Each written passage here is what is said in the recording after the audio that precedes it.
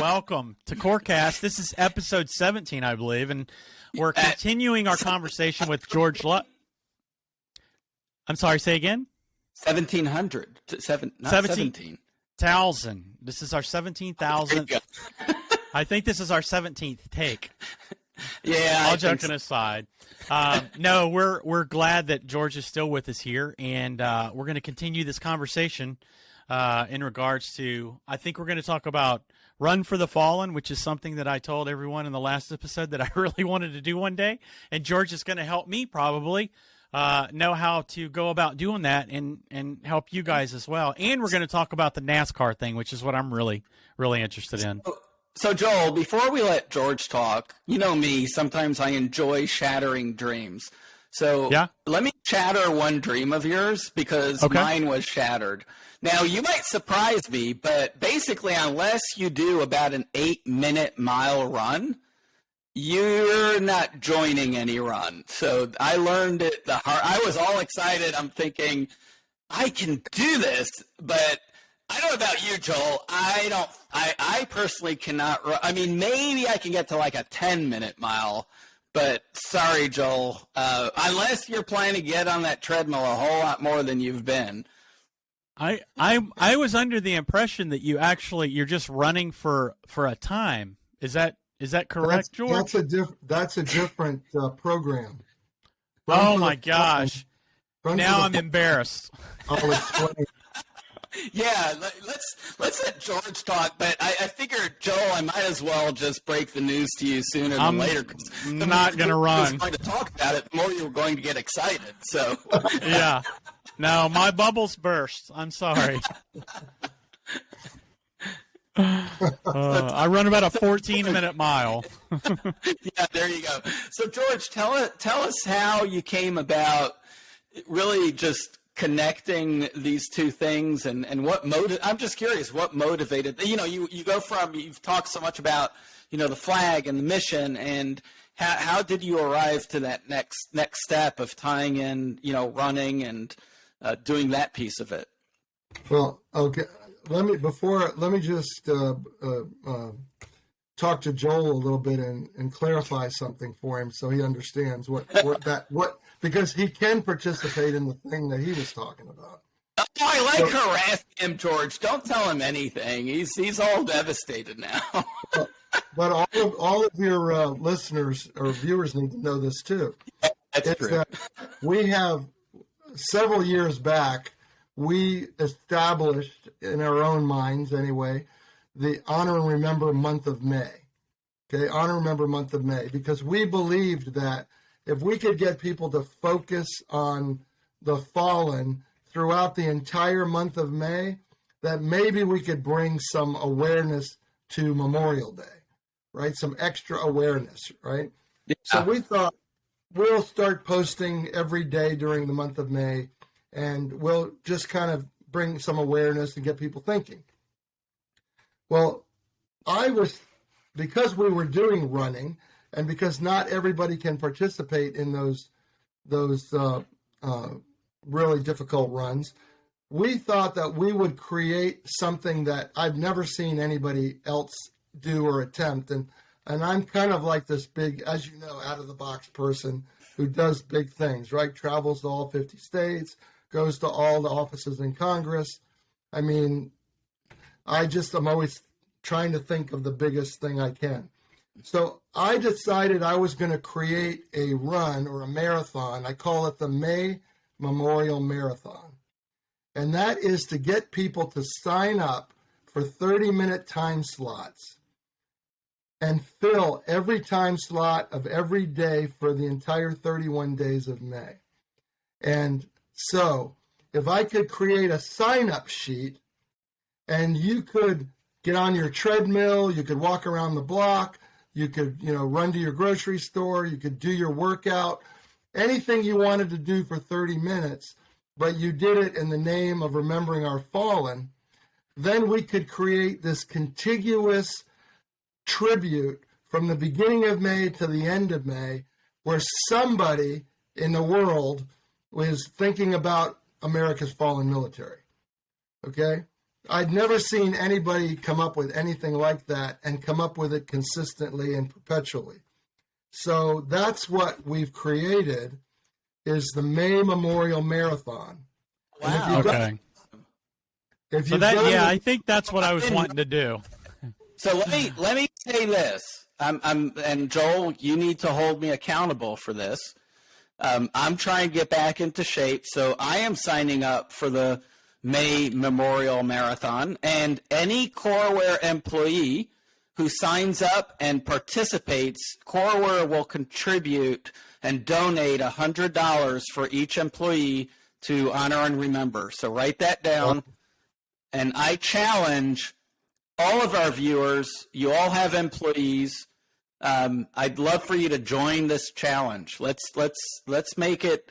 I mean, everyone knows, especially with the last 2 years of COVID, we've all I'm sure we all could use a little bit of treadmill time.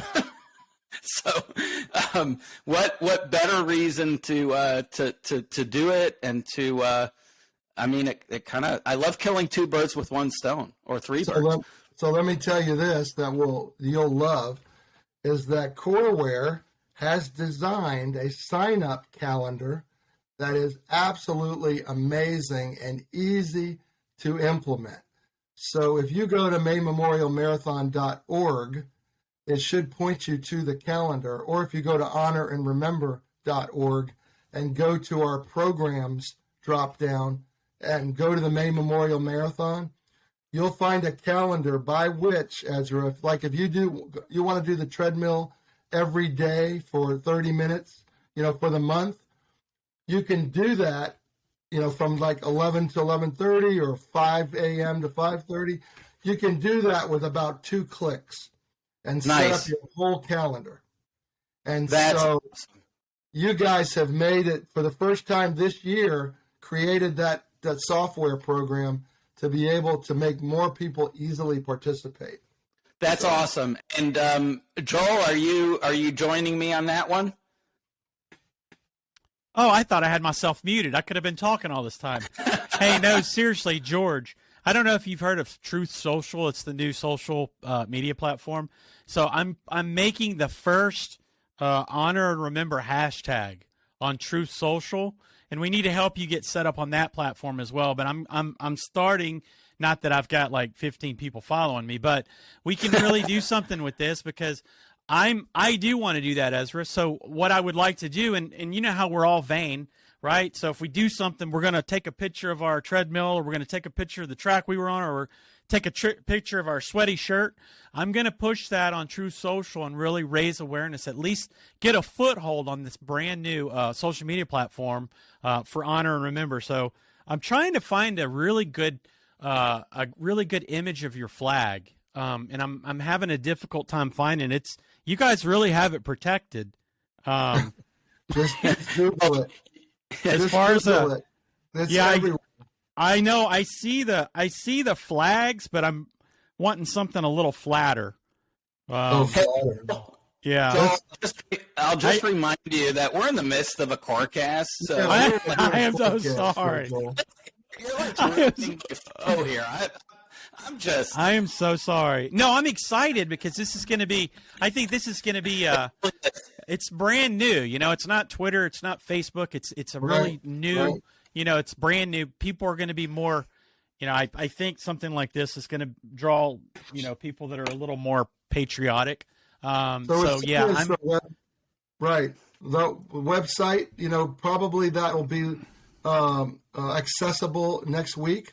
So I don't know when you're going to air this. Probably not till after that. The time we air this, the new website is absolutely up and running. So anyone go visit honorandremember.org. And again, my challenge out there is let's get all of our customers. And George, is there going to be maybe a T-shirt? Whoever wants to buy one, have we done that? There's a T-shirt and a medal on our web store. Oh, great! Yeah. It's called the May Memorial Marathon. It's very nice. All right. So again, for any of our CoreWare employees, we'll buy a shirt and a medal for you. So Cool. That's exciting. Yeah. So let me go on to the Run for the Fallen, because I think that's a really important thing. It really is. I'm going to preface it first by saying, and I would probably say this later, but I'm going to start it, is that my son, Tony, was a runner. He was a cross-country runner. He started running when he was 11 years old, that ran his first 5K. Wow. And then he caught the bug, so to speak, and I would take him to races every weekend, really all of his life. He became a varsity cross-country runner in all of his years in high school, was captain of the cross-country team, and actually was captain of his college cross-country team as well. So he was an avid runner. None of this played into focus when all of this Run for the Fallen started. And it wasn't until years into Run for the Fallen that this kind of epiphany hit me that my son was a runner. So it was just kind of this interesting, light bulb that went on and said to me, oh my gosh, he would have loved this, because this is what he was all about. So go back to when I unveiled the Honor and Remember flag in 2008, right, on Memorial Day. Well, 2 weeks after that, there was a young man who was on a mission of his own, because he had lost his college roommate, and his college roommate had gone off, joined the Army, and was killed, actually the same year Tony was. And he decided, he was a runner, this gentleman, and he decided that he wanted to do something to remember his buddy. And what he decided to do was to put a run together where he was going to run from California to Arlington Cemetery. And, wow. And he was going to get a handful of people. He was going to put the word out, to as many families as he could. And he was going to run across America, 1 mile at a time, to honor our fallen military, which at that time in 2008 was about 3,800 total. So he was running about 4,000 miles across, America. Wow. And what's his name? His name was John Bologna. And so 2 weeks after he started, I heard about his run. And I saw it online. He was social media, at night after he would run and post stuff. And so I contacted him and said, listen, you're running for all of our fallen military. I have a flag that represents all of our fallen military. I go, would you be interested in having that flag, right? And he said, yeah, sure, send me one, send it to me. So he and I met. After that, about 2 years after that maybe, I found out that after he had run, so a few other states decided they wanted to do something called Run for the Fallen in their state. And so I saw some other runs coming on that were not associated with John, but they were using his name because he gave them permission. So John and I had become friends. I know this is a long story, but it's important to know. Very much. Credit where credit is due. A few years after that, in 2012, so this is, 4 years later, I said to John,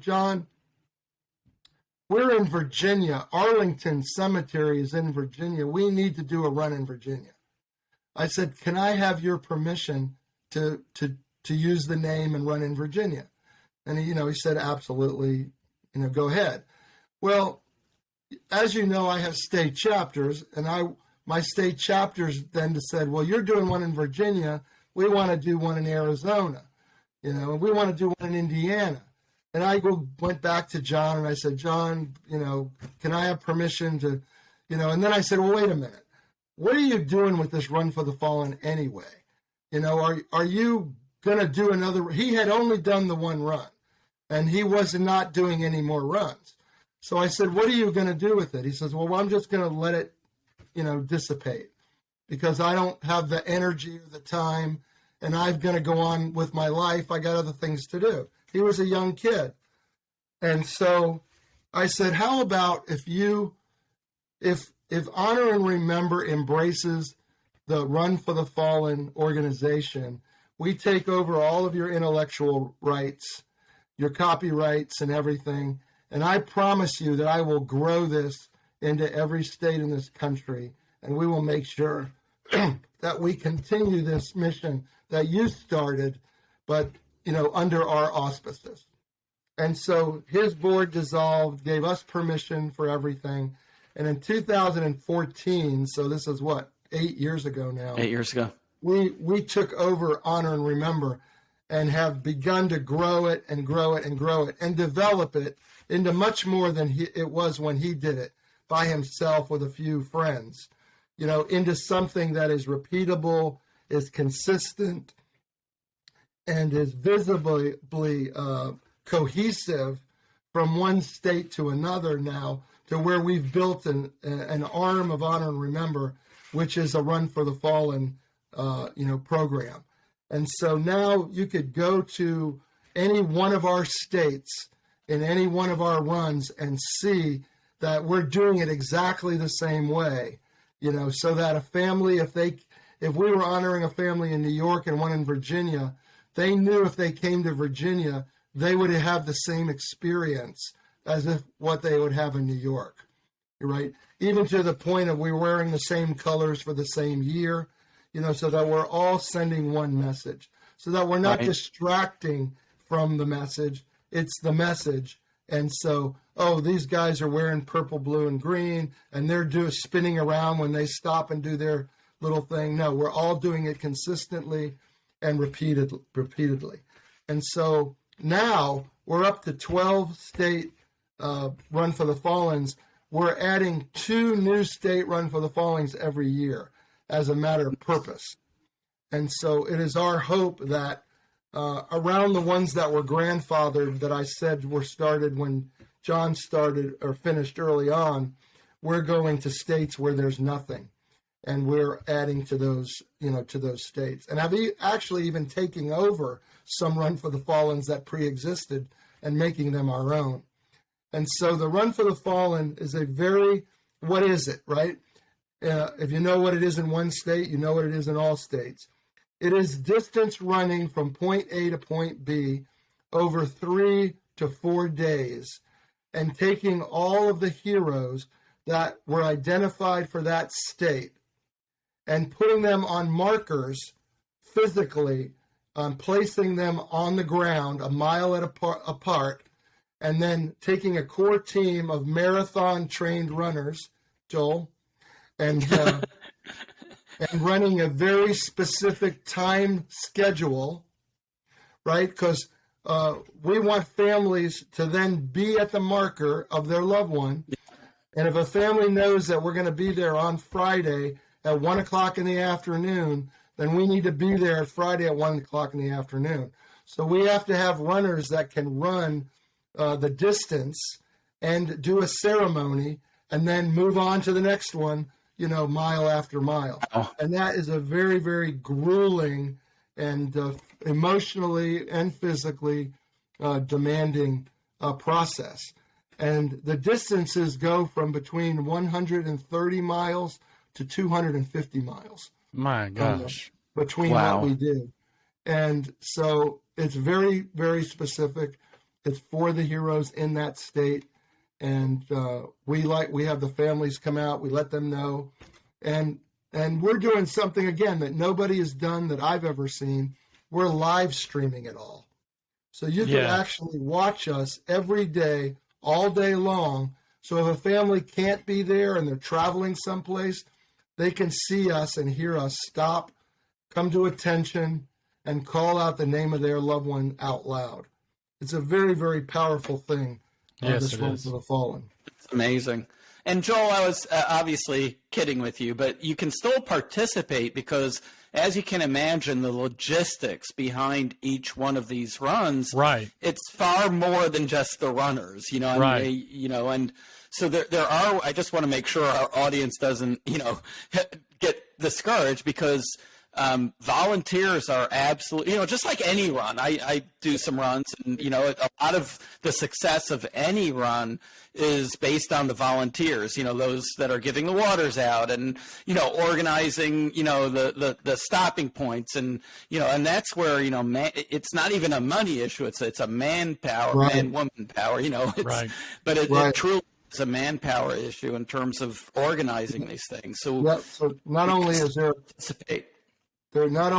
a core run team, but we have RVs and RV drivers. We have a lead truck and a driver there. We have somebody that organizes the markers at each one so that we know which one we're at the right place, with the right heroes. We have an advanced team that meets the families and gives them roses and T-shirts. We have another advanced team that goes out and makes sure the markers are still there and haven't been taken down. We have a gopher, team that makes sure that everybody has things that they need and things that we might have forgotten or gotten, like ice, and bandages. So it takes a whole number of volunteers, including the runners, to make that work. And each run costs us about $10,000 to put together.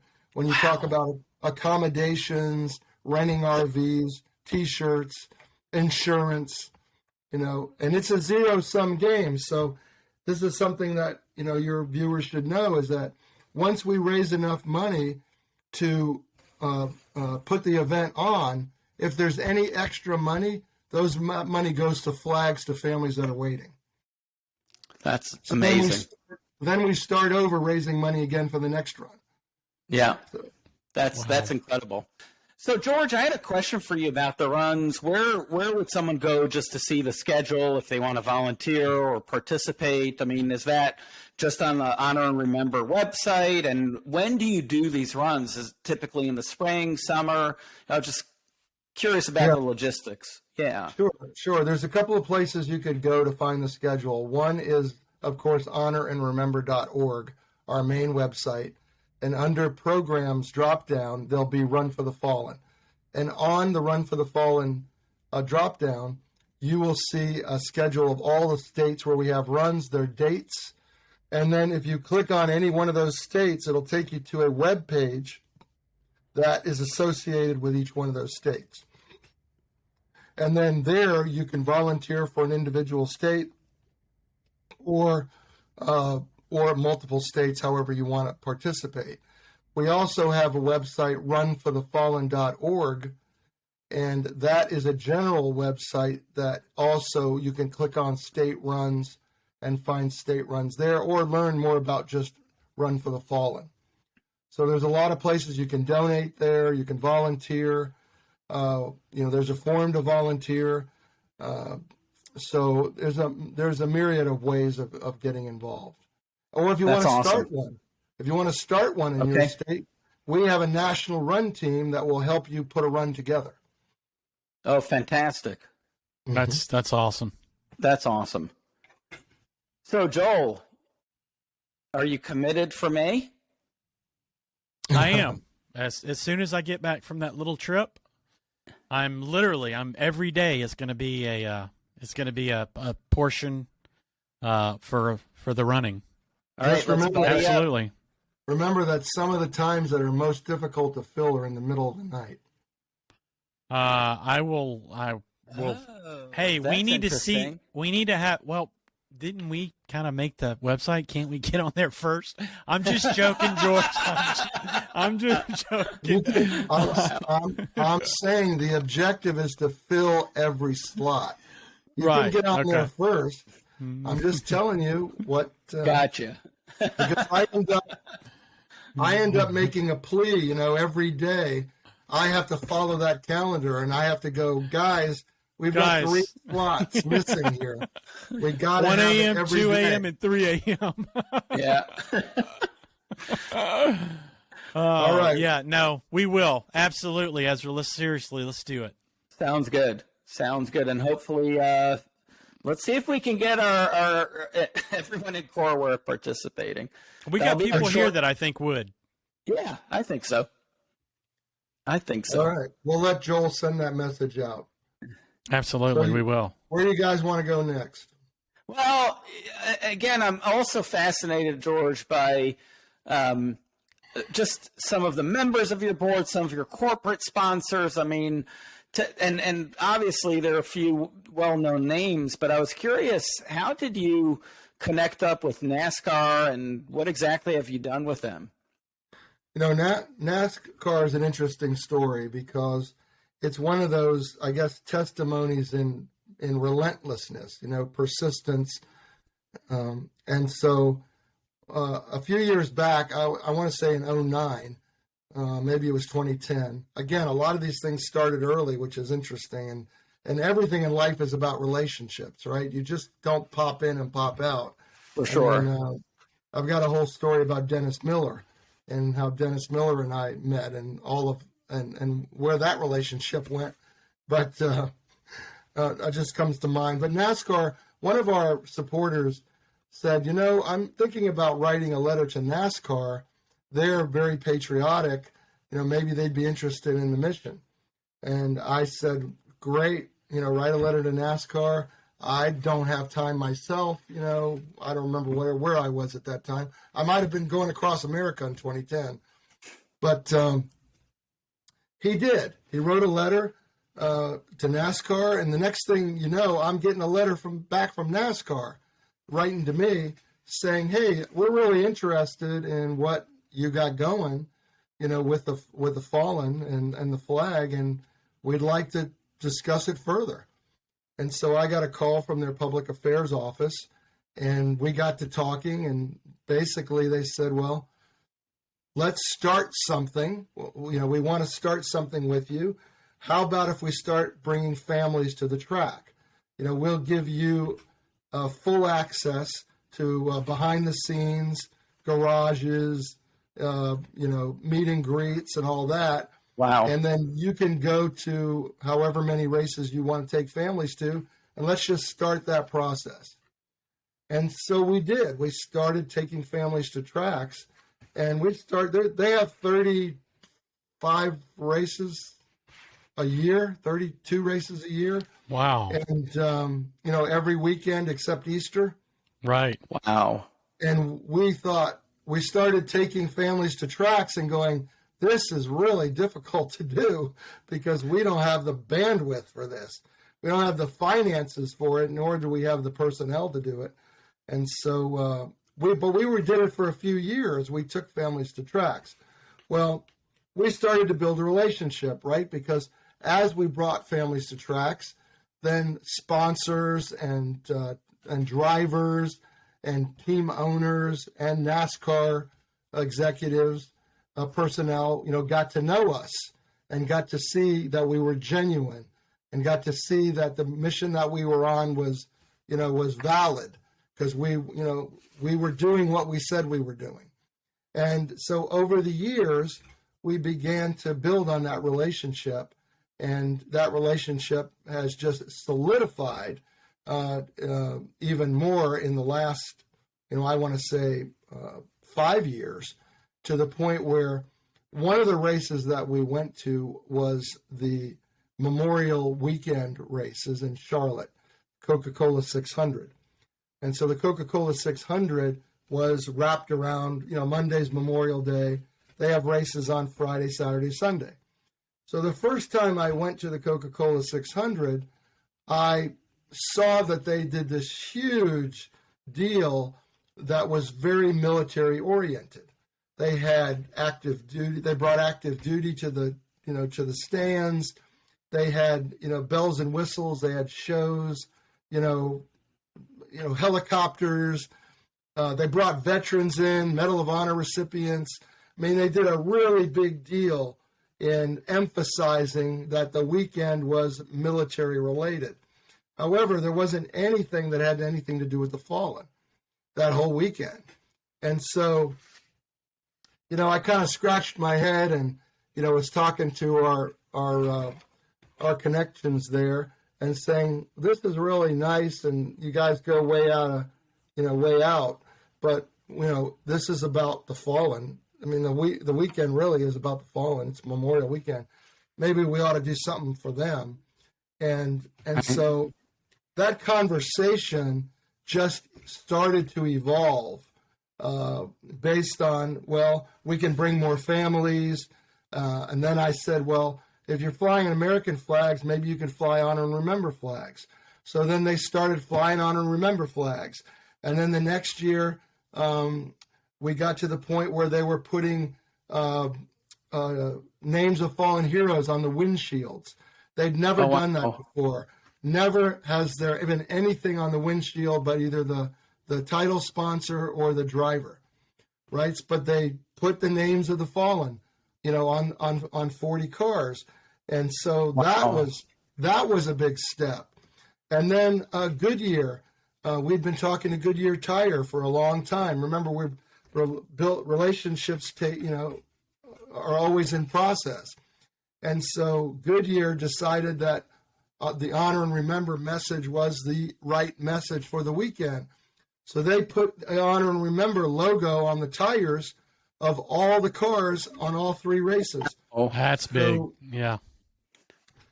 So they got it and understood the importance of it.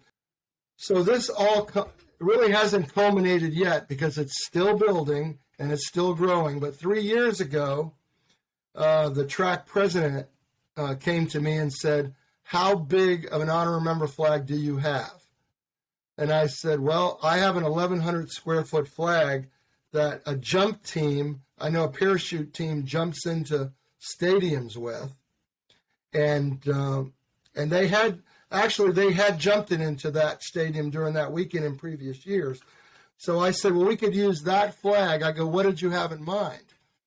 And they said, well, we want to, for the first time, this is all unprecedented stuff, right? For the first time, we're going to stop a race in the middle. We're going to take all the cars off the track, and we're going to have a 30-second moment of silence, and we're going to unfurl the honor and remember flag to be the focal point of that moment of silence. Wow. So this was just blew me away. It was just amazing. But so the first year that happened, the title sponsor, Coca-Cola, the head of racing for Coca-Cola said, this was the most significant moment in sports history. Wow. Wow. That's a big deal. Out, right? So what did I do? I said, that flag's not big enough. That flag is not big enough. When you saw that flag on the field, it looked like a little postage stamp. Right. It was only 1,100 square feet, which is what? Not very big. Sure, so, not for the track. Not for the track. So the next year I said, guys, I'm going to get you a bigger flag. If you'll use it, I'm going to get you a bigger flag. So again, you ask about where some of this money goes, unfortunately. But I decided to make a 6,500 square foot flag. Wow. Golly, man. Wow. 6,500 square feet. It's 100 feet by 65 feet. It is huge. Oh. Right? Gee whiz. It costs $13,000 to make that flag. Oh. Wow. That's really not that bad. Which was all handmade by, a top flag manufacturer. Wow. Yeah, that's not bad at all. So, Jeez. So the second year, right, COVID hits. And there's no fans. So I've got this 6,500 square foot flag, right? And there's no fans in the stadium, and there's nobody to unfurl it. So the general manager says, you know what? This moment is too important, right? We cannot lose this moment. So what he did was, since there wasn't any fans, is he stretched the flag across an entire section of seats up in the stands. And every time the the broadcasters would follow the cars around that turn. You'd see the honor man. flag Over and over for the entire race. That's amazing. Race. And that's incredible.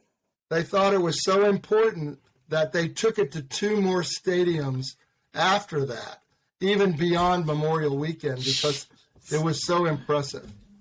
And so one thing I forgot to mention is Fox Sports Broadcasting, every one of their broadcasters in the booth and on the ground all wore Honor and Remember lapel pins.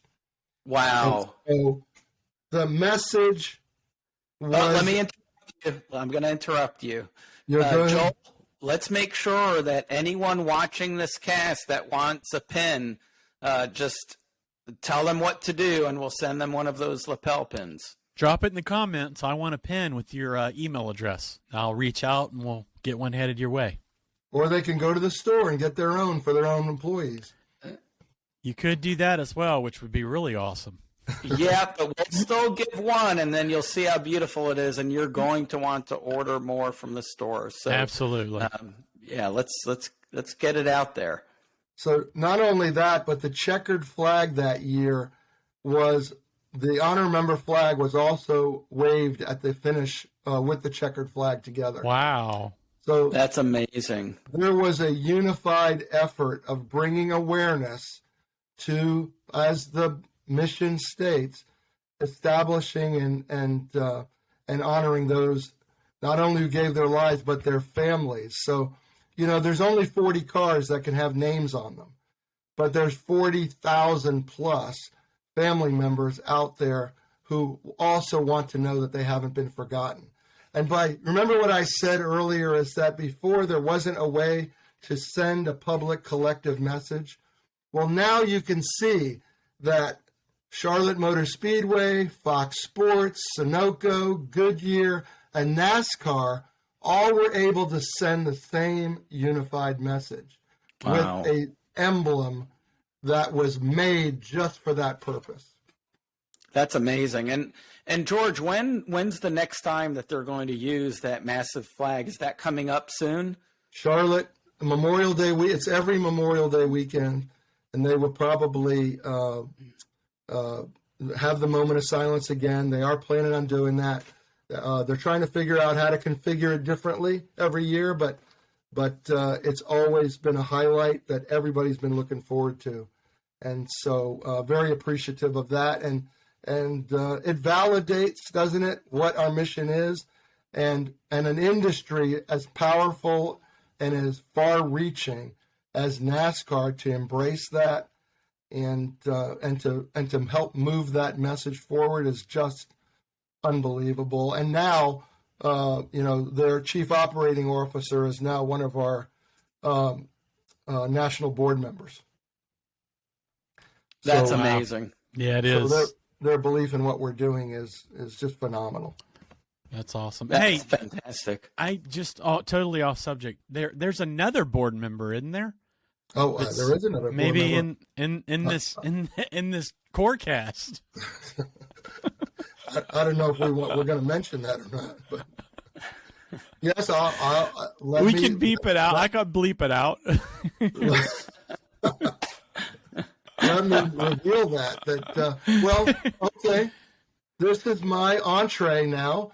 So CoreWare and I and our organization is actually are not new to the dance here. I don't. Can I mention Kim? Please, Kim? Please, Yeah. Kim.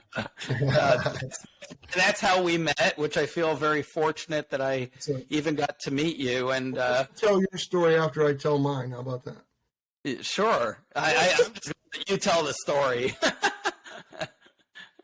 But when I started many years ago, this gentleman I was pointed towards, Kim Geiger, who lived out in Colorado Springs with his very large family, was working with nonprofits and helping them with their, donor management.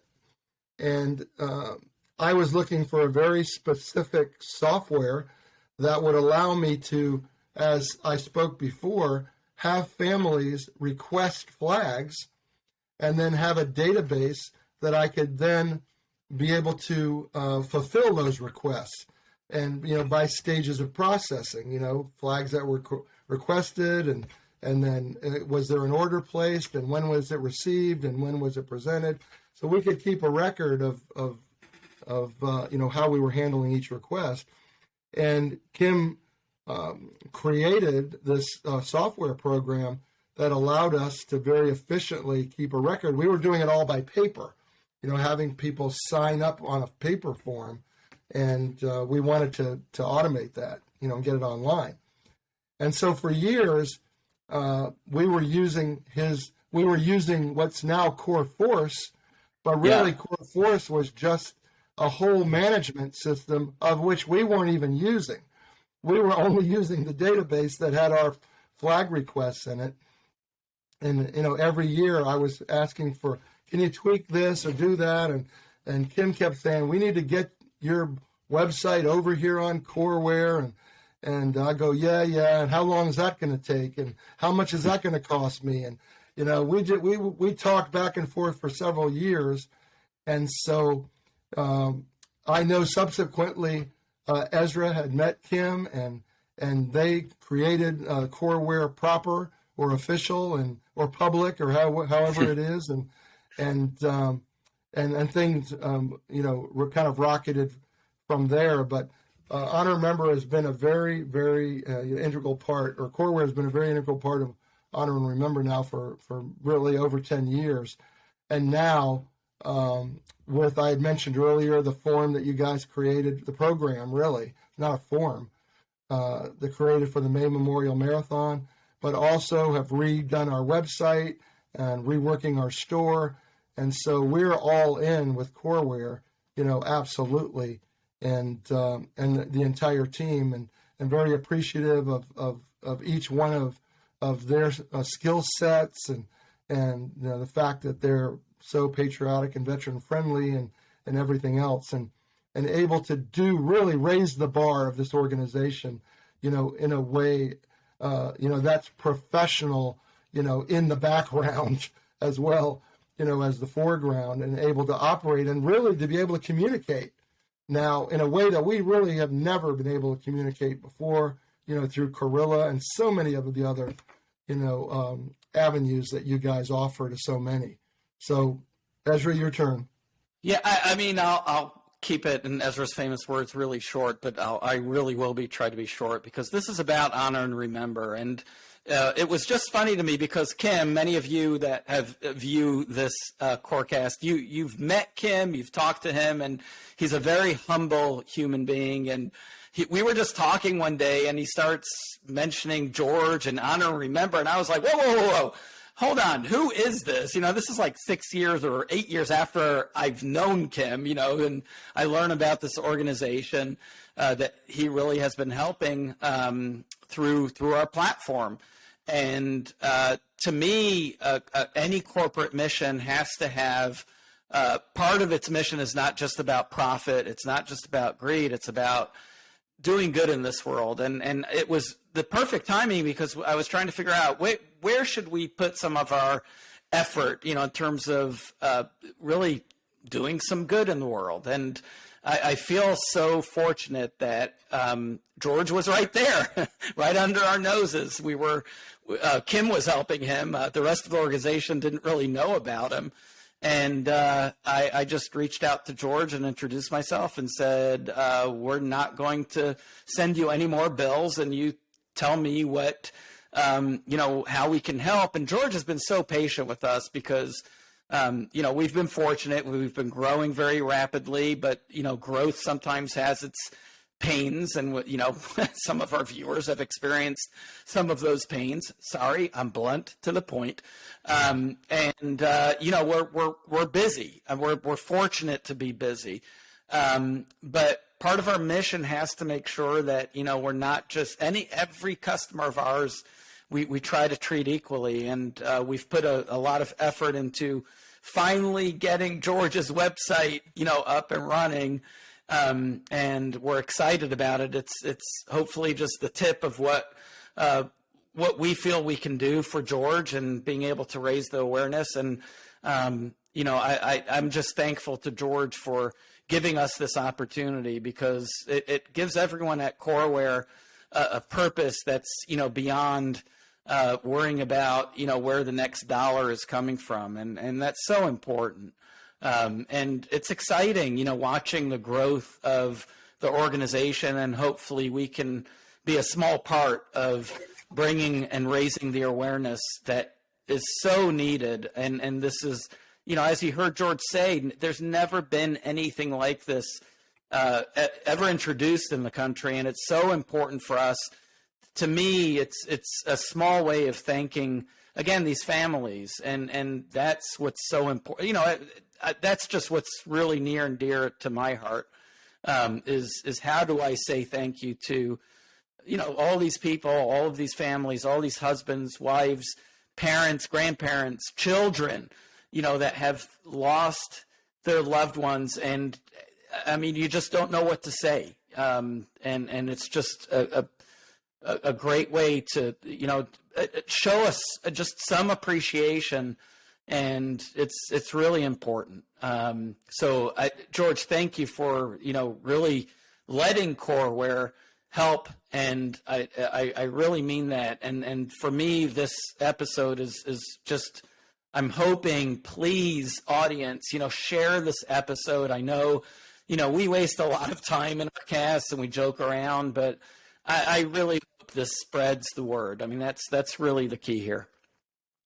And subsequently, because of your passion and your investment, really, not just, as a team, but yourself and your belief in this mission, I was just honored to ask you to be a part of what we're doing and help us drive that and direct it, and not just, throw resources or dollars, but actually your experience and, an influence, to really help move it. So I appreciate that you are also a part of the national board, and I think this is going to be an amazing year. So. Yeah, thank you, George. So, I know we're probably near the top of the second hour, but I just want you to maybe briefly just share with us, because our times, I mean, it's still hard to believe that there's this war going on, outside of our country, and, there's always turmoil in the world, but, seeing this is I guess the biggest refugee crisis since World War II, that has hit Europe. And I think our audience would love to hear the connection between honor and remember and what's going on in the Ukraine. Yeah, absolutely. I know we talked a little bit about that offline, and I don't know if it's just a testimony to where our heart is in terms of empathy and feeling, what others feel. I mean, I know that as a parent that, when a parent loses a child, and it doesn't matter in what condition that is, whether it's in war or through accident or disease or any, early than the normal time, to lose your life, that a parent is just devastated, and so what happened was during that run for the fallen, the other thing I didn't mention, in terms of big things, was we ran across America. We also duplicated John Bologna's run, and we ran our own route. We doubled his. We ran 6,000 miles, and we ran through 19 states. And where he read 3,800 names, we read 20,000 names. Wow. And so during the course of that run, which also took 5 months, I took 5 months of, my life, and I, had our own team and did that in 2018. Well, while we were running, I was contacted by an organization in Ukraine, and they had been watching us. Remember, I said we were live streaming our runs. They had been watching us and going to the website and said, "We really appreciate how you are honoring your war dead we want to honor our war dead in Ukraine, and we want to do our own Run for the Fallen. And George, not to interrupt, but what year was that? This is what's so interesting. 2018. Yeah, 2018. In 2018. And so they said, well, can we have your permission? We want to use your model. And I said, well, first I was skeptical. I didn't know who's contacting me from some foreign country. And so, after a little due diligence, I said, absolutely. I said, well, would it be beneficial to you if I came out there and helped you, do your first run? And they said, oh, that's wonderful. And they figured out a way to bring me out there through the U.S. Embassy. And I went out to Ukraine and was planning on staying there for their run. But it was also their National Independence Day, like we would have, the 4th of July. They have an Independence Day. And they have a huge parade in downtown Kyiv. And they bring in all the equipment and everything, like probably some of these parades you've seen over there in, those areas of the country. And so I got to participate in there, but also they took me around to various cities in the country of Ukraine and allowed me to speak to families who had lost their loved ones in their wars, and allowed me to talk to the veteran communities and to some of their politicians and some of their officers. So I got a chance over a week's time to speak on their television and some of their broadcasting network things, but also in their, in their gathering rooms, in their, whatever that conference area, or even at museums. I met people, at memorials, and anyway, the opportunity to meet with and it be in a different environment where they don't speak English and I don't speak Ukrainian, and having to translate the story in 3-word bites, and to hear their stories and the emotion and the passion and it was just an incredible experience, because Russia had been attacking Ukraine for a long time. I mean, they've been threatening, on the eastern edge of Ukraine for many years, and they've got their own history of conflict. And some of the veterans told me, see, the Ukrainian armed services isn't like America, right? You don't get a knock on the door when somebody dies and they let you know, and they have this ceremony and burial and all of that. They don't even know a lot of the times who's in their army. People, they volunteer, they go out to an area, and they just get, enveloped into it. And so if they die, their families may not ever hear about what happened to them. Oh, wow. And when I was there, they told me that there were 10,000 missing soldiers that they had no idea where they even were. And so this is the kind of thing that is a part of that country where families are grieving without even understanding what's going on. Are they going to see their sons or daughters again? Are they lost? Are they dead? Will they pop up? They have no idea. I had more than one mother come up to me and say, my son's been gone for 3 years. I have no idea. Can you help me find him? And so I could feel that. I knew what that felt like to have that loss. And that was the connection that we had. And so I was able to share throughout my time there what I was doing in America with Honor and Remember, and with the Honor and Remember flag. And I said, well, would you like to have something here? Would that be meaningful to you? Would it be important in any way? And every time I mentioned it, they said, yes, yes, yes. This would be something that would be really nice for us to have.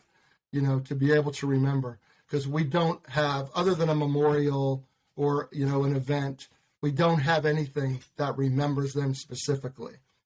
And so before I left, I sat down with some of the veteran community, and actually designed and created an Honor Remember flag for Ukraine's families. And this was 3 years ago, 4 years ago. 4 years ago. And there was not any saber rattling, to the point of what happened.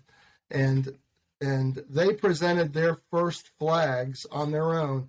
I wasn't able to go because of COVID. Again, I wasn't able to go over there and be a part of it for their first presentations. But they presented the first 5 flags to families at a really special ceremony. Wow. And then now look at what we have here. We have this horrible invasion of this country. And again, families probably not knowing if their loved ones are coming home. But knowing, I know they're not thinking about the Honor Remember Ukrainian flag right now, but that flag exists, and those that do know about it, I know that it will surface at the right time and be of some comfort to those families. It won't bring their loved ones back, but it will be able to project a message of thanks from a nation that we hope will, resurface and save itself. But it's a very powerful and I don't think a coincidental opportunity for me to have been there and shared with those families. Wow. It's incredible. It's incredible to me how this has already reached, far outside of the United States. And it's really devastating times right now. And any level of comfort, you think about right now, all the refugees and the displaced people, but what happens after it ends, and right. How do you help these families recover? So that's incredible that, this was done a couple of years ago, 3 years ago, and right. They're going to need it. They really will. It's a small thing, but all the small things together, hopefully, will make a huge difference. Absolutely. And they're going to need emotional healing as well as physical healing. Oh, yeah. For sure. Wow. George, we can't thank you enough for joining us. Joel, I don't know if you have any other questions for George. I'm mentally preparing for May. Me too. The May Memorial Marathon. Yeah, May Memorial Marathon. And Joel, I think you should plan on coming to Charlotte in May. Okay. Charlotte Motor Speedway, Coca-Cola 600. Okay. We were talking about you coming up to North Carolina anyway. I need to. It's been 2 years, right? Yeah. It's time. I think it's time.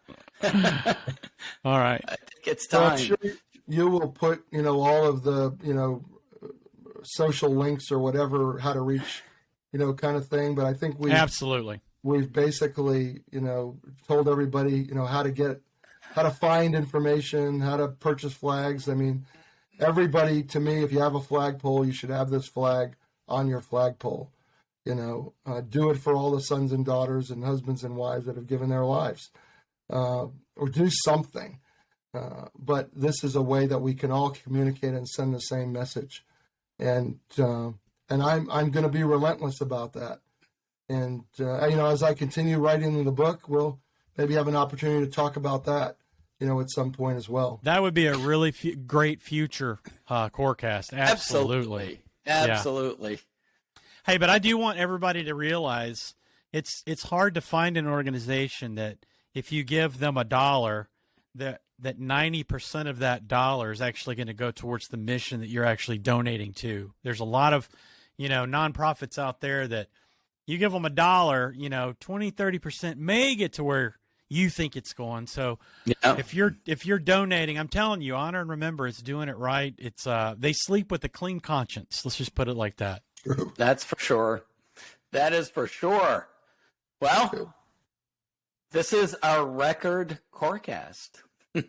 All right. It's a wee bit over 2 hours, but this is hour number 2 for some of you because you probably waited, a while to watch. Hey, this is like a full-featured movie, Joel.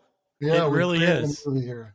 There you go. I think this is the longest that I've stood in one spot for a long time. Pick this up, Well, wait a minute now. I mean, now that you said that, I've got to mention one more thing. There is a documentary of our run across America, right? I was going to mention that earlier. Absolutely. Yeah, I think. Yeah, what's it called? It's called Sisyphean, believe it or not. Sisyphean, just like Sisyphus that rolled the rock up the hill and rolled back down again. It's called Sisyphean, and it's America's Run for the Fallen, it's called. Okay. And we ran across America for that time that I explained. But it's a short documentary. It's only 70 minutes long, but it's a powerful documentary of what we're doing mile after mile to remember these fallen families' names. And where can our audience watch that?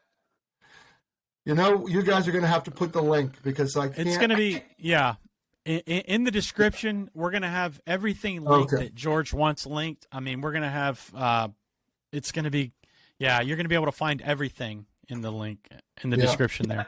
So it'll show up on our Run for the Fallen page under programs. But right now, I can't think of a URL I could send you to. Right.